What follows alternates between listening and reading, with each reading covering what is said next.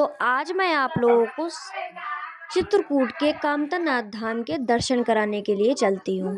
तो यहाँ पर हेलो गाइस, तो हम लोग आ चुके थे कामतानाथ धाम दर्शन करने के लिए, क्योंकि हमारे परिवार से यहाँ चित्रकूट पर हो रही है भागवत। तो आज हम लोग समय निकाल करके आ गए थे। आपने देखा होगा, इसलिए मैं यूट्यूब पर एक्टिव नहीं थी, क्योंकि मैं बाहर थी।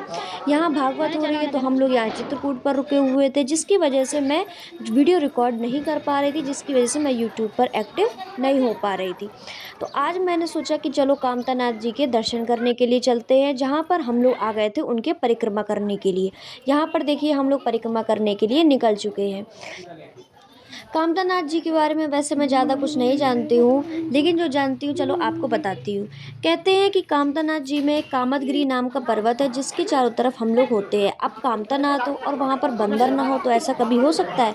ये देखिए, हम लोगों ने तरह तरह के बंदरों का वीडियो रिकॉर्ड किया हुआ है, जो कुछ कर रहे थे, जो बिस्किट छीन रहे हैं, जो कोई लेटा है, कोई बैठा है, कोई शरारत कर रहा है, कोई कुछ कर रहा है। और हम लोग यही देखते देखते, यही नज़ारे देखते देखते हम लोग चले जाते हैं पूरा परिक्रमा करने की ओर।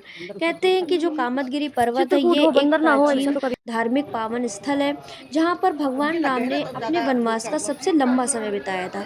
इस पर्वत पर भगवान राम को कामतानाथ स्वामी के रूप में पूजा जाता है। कहते हैं कि जब भगवान राम वनवास पूरा करके चित्रकूट से जा रहे थे, तब ये पर्वत उनकी याद में भावुक हुआ था।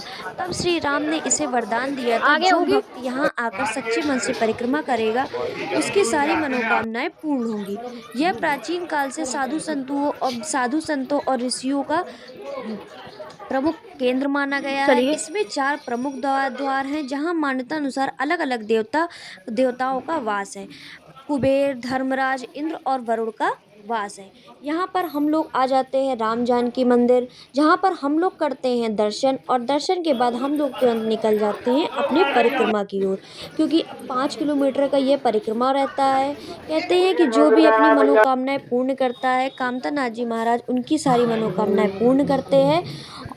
इसलिए सच्चे मन से यहाँ पर ज़रूर सभी को आना चाहिए, अपनी अपनी मनोकामनाएं कहनी चाहिए और परिक्रमा ज़रूर करना चाहिए। यह परिक्रमा 5 किलोमीटर का होता है। आप पैदल भी जा सकते हैं, और भी जो लोग नहीं चल सकते उनके लिए चीज़ें, आर्म चेयर वगैरह, व्हील चेयर वगैरह, ये सब चीज़ें ज़रूर चलती। यहाँ पर मैं खुद को फ्लॉन्ट करते हुए चली जा रही थी कामतानाथ जी के दर्शन करने। और ये रहा कामतानाथ जी का, मैं नहीं जानती ये प्रमुख है या द्वितीय है, लेकिन ये भी एक कामतानाथ जी ही है जिनका मुख्य है। उसके बाद फिर से हम लोग चले जाते हैं अपने परिक्रमा की ओर।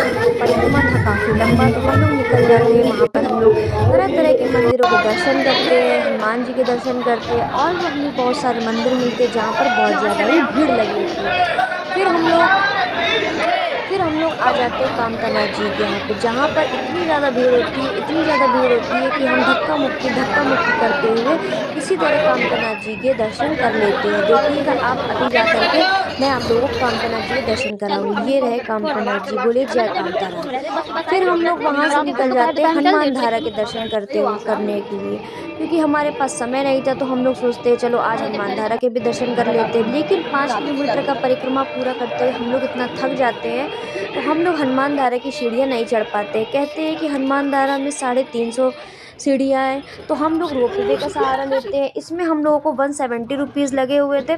अगर आप लोग भी जाना चाहें तो आप लोग भी जा सकते हैं, क्योंकि ये पास में ही पड़ता है, ज़्यादा दूर नहीं पड़ता है, लेकिन आप लोगों को ज़रूर जाना चाहिए। तो यहाँ हम लोग की आ जाती है रोपवे। पहले तो मुझे बहुत डर लग रहा था, क्योंकि मैं कभी भी रोपवे में मैं नहीं बैठी हूँ, मैं पहली बार रोपवे में बैठी थी। लेकिन यहाँ पर जब हम लोग नज़ारा देखते हैं ऊपर से, वाव कितना सुंदर नज़ारा था। पूरा चित्रकूट दिख रहा था, हनुमान धारा के दर्शन हो रहे थे, दूर दूर से पर्वत दिख रहे थे, इतने सारे पहाड़ दिख रहे थे।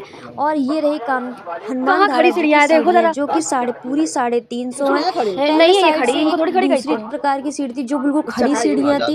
शायद आप देख सकते हो वीडियो पे गौर करके, वो दूसरे टाइप की मतलब पहले ज़माने पे चलती थी। अब ये नई सीढ़ियाँ बनी हुई है, जिसमें ज़्यादा दिक्कत नहीं है। लेकिन हम लोग 5 किलोमीटर का परिक्रमा करके थक चुके थे, इसलिए हम लोगों ने रोपवे का सहारा लिया।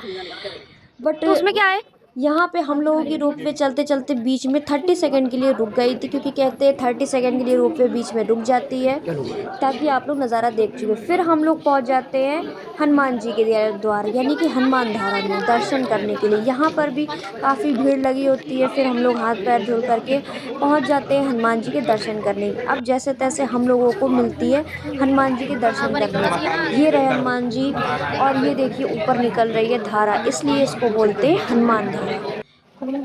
ये देखिए, देखा आप लोगों ने। तो यहाँ पर हम लोग करते हैं हनुमान धारा के दर्शन। फिर हम लोग वापस से अपनी रोपवे में बैठ जाते हैं नीचे उतरने के लिए, क्योंकि हनुमान धारा के ऊपर भी एक मंदिर है, बोलते हैं सीता जी की रसोई का मंदिर है वहाँ पर। ये देखिए यहाँ से हनुमान धारा दिख रहा है। कहते हैं वहाँ ऊपर सीता जी की रसोई है, जहाँ पर सीता माता खाना बनाती थी। लेकिन हम लोगों को थोड़ा सा जल्दी थी, इसलिए हम लोग